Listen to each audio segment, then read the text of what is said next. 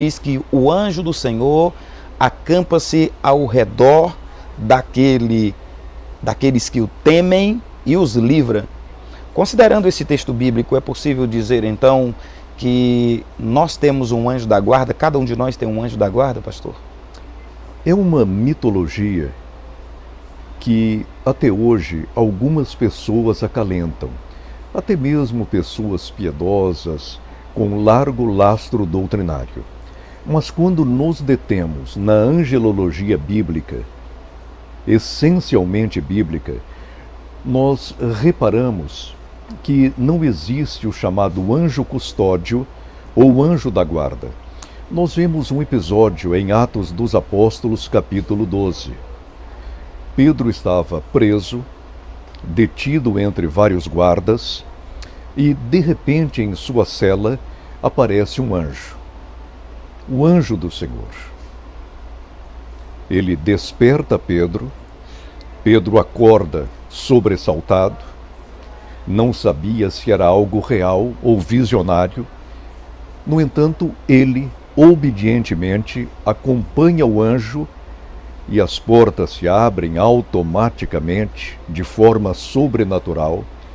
Quando Pedro chega à rua, o anjo aparta-se dele. Isto significa que não existe um anjo que está ao nosso redor continuamente, acompanhando os nossos passos cotidianamente. Se formos para Hebreus capítulo 1 e versículo 14, nós repararemos que os anjos foram constituídos em favor daqueles que hão de herdar a vida eterna. O que isto significa? Sempre que precisarmos de uma ação angélica, de acordo com a soberania e vontade de Deus, haverá um anjo especial para entrar em ação em nosso favor.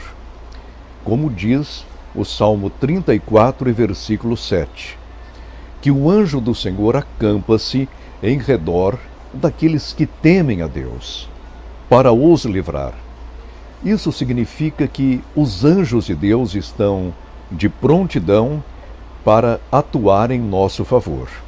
Mas não significa que eu tenha um anjo em particular tomando conta de mim e o Senhor, um anjo também em particular, tomando conta de si, de sua vida, de seus passos. Porque nós não podemos fundamentar a nossa fé na presença dos anjos. Tanto é que não os vemos. Alguns, de forma especial, por uma concessão divina, até pode vê-los. Mas graças a Deus, porque não os vemos, porque se os víssemos, fundamentaríamos a nossa fé não em Deus, mas nos anjos. Aí então não teríamos aquilo que nós chamamos de angelologia, o estudo sistemático acerca da origem, da obra e da ação dos anjos.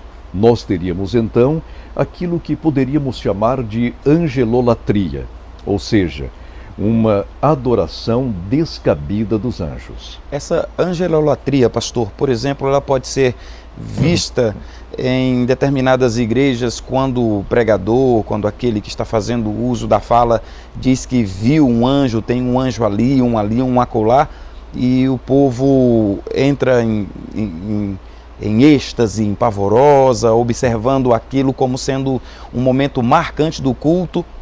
E quando se fala que Cristo está na igreja, não há movimento e nenhum tipo de alegria ou manifestação. Seria a angelolatria considerada a partir dessa situação? Exatamente isso. Nós observamos que nos meios pentecostais nós temos 3 níveis teológicos. Nós temos a nossa teologia oficial, muito boa. Ela está em nossos credos, em nossa declaração de fé, em nossos livros oficiais. Ela se encontra em nossos púlpitos oficiais. E nós temos aquilo que nós chamamos de teologia mística ou teologia subterrânea. Aquela teologia feita nos bastidores, nos chamados ranchos dos profetas, nos encontros de vasos, são nomes esquisitos que não os encontramos em nenhum manual teológico, é a chamada teologia mística. E essa teologia mística, mas não espiritual, explora muito a crendice nos anjos. Os anjos existem? Sim. Os anjos maus também existem. Os anjos de Deus existem? Sim. Mas em relação a Deus, eles são os nossos conservos.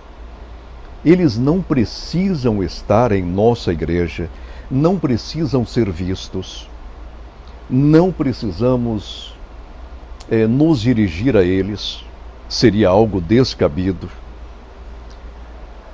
Todavia, a nossa fé tem de estar fundamentada em nosso Senhor e Salvador Jesus Cristo.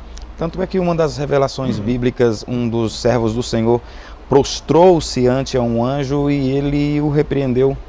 Esse caso a gente encontra no texto de Apocalipse, quando João prostrou-se diante do anjo de Deus, uma figura realmente bela, magnífica, sábia, com toda a sua teologia, porque os anjos são realmente sábios, mas este anjo, posto que de Deus, não aceitou adoração alguma, porque se atentarmos bem à palavra de Deus, os anjos não são deuses, são criaturas como nós o somos.